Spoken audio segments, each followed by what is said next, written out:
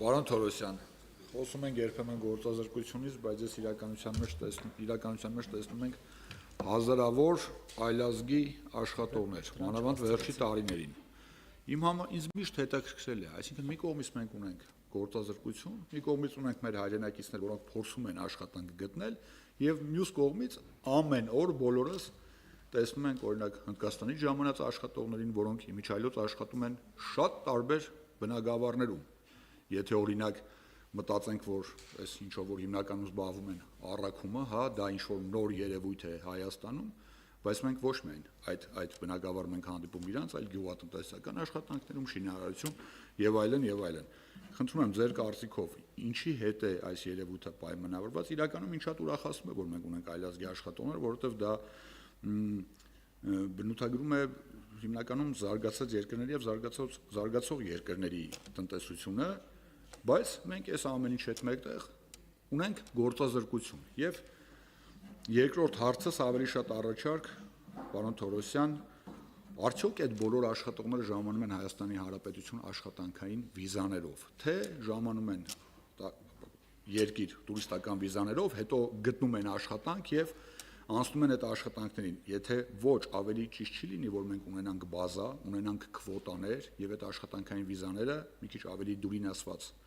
տրամադրենք այն աշխատողներին, որոնք որ գալիս են կոնկրետ աշխատատեղերում աշխատելու համար, որի կարիքը մենք ունենք։ Շնորհակալություն։ Շնորհակալություն, պարոն Թումասյան։ Այնքան խորը հարցեր են տալիս, պարոն Կոնջարյան։ Ասենք օրինակ աշխատանքային միգրանտների հարցը։ Այդպիսին են մեր падգամավորները։ Չէ, ու շատ լավ է, ես մինչև 3 ժամանակ ունեմ, թույլ տվեք պատասխանեմ։ Պարոն Թումասյան, դուք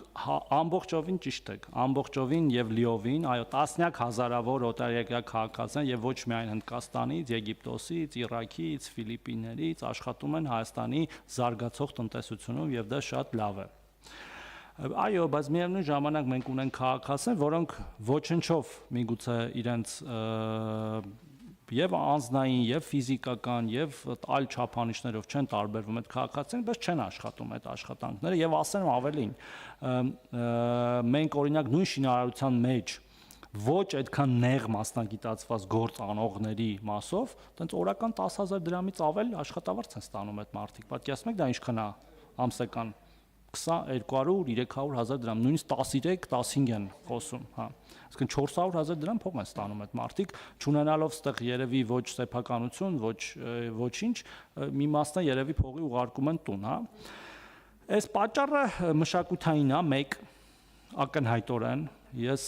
չեմ վարանի դրա մասին ասել եւ կարծում եմ, որ որևէ ամոթ բան չկա աշխատելու մեջ, հակառակը աշխատելը պատվաբեր է եւ մենք պետքա խրախուսենք դա եւ չկա որևէ ամոթալի աշխատանք,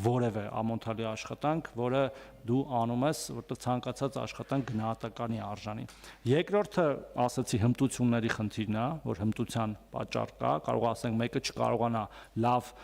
այդ գործը անել եւ պետքա վերապատրաստի կամ գործատուն իրան վերապատրաստի եւ այլն։ Եվ մի բան էլ կա, որ էլի պետքա անդադար ասենք, դա մեր անապահովության համակարգի, նախկին համակարգի սխալ տրամաբանությունն ու փիլիսոփայությունն է եղել, որ մարդկանց դրդել է ոչ թե անապահովությունից դուրս գալ աշխատանքով, այլ անverջ այդ համակարգում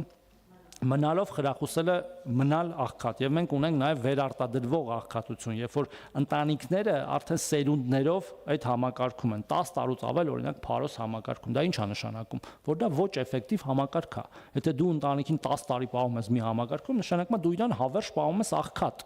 ոչ թե դու այդ համակարգը դրել ես, որպեսզի հաղթահարես այդ եւ մնացած ընտանիքների աղքատությունը, ու մարդիկ ասում են գնամ աշխատեմ, որ 30,000 դրամ բանից զրկվեմ, նպաստից եւ նաեւ օրինակ առողջության պետպատվերից նախքին որ պետպատվեր ունեինք հիմա քանի որ ապահովագրություն կա նաեւ ասում ենք չէ եղբայր քույր պետքա աշխատես որ կարողանաս նաեւ օգտվել այդ մնացած ծառայությունից կոմունալների զեղչերից չեն ուզում զրկվեն դրա համար չեն գնում աշխատելու բայց մենք տեսնում ենք որ տենդենսները փոխվում են ինչ վերաբերում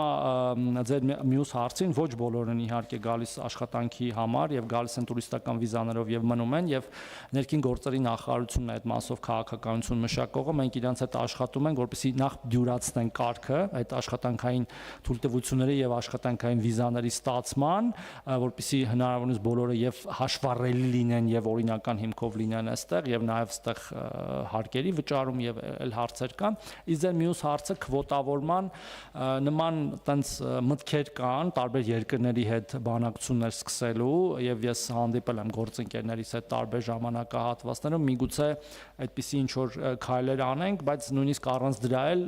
պահանջարկն ու առաջարկը լուծում են այդ հարցը եւ եթե 2 վայրկյան տակ Տիկին Դավոյանի հարցն է պատասխանը Տիկին Դավոյան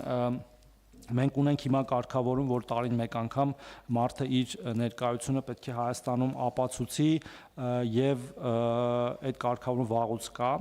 Ես հիմա չէի ուզենա անդրադառնալ, թե դա ինչքանով է ճիշտ, ինչքանով սխալ, բայց կարամ օրինակներ բերեմ, որ շատ երկրներում դա մի ամիս է, թե մի ամսից ավել բացակայում ես այդ երկրի սոցիալական տարբեր բաներից չես օգտվում։ Մի ուրիշ օրինակ է բերեմ առողջության ապահովագրությունից։ Մենք այնտեղ նաև ռեզիդենտության ցենզ ենք սահմանել, որը վատ գաղափար չի, որ եթե դու 180 օրից ավել Հայաստանում չես ապրում, դու չես կարող օգտվել այդ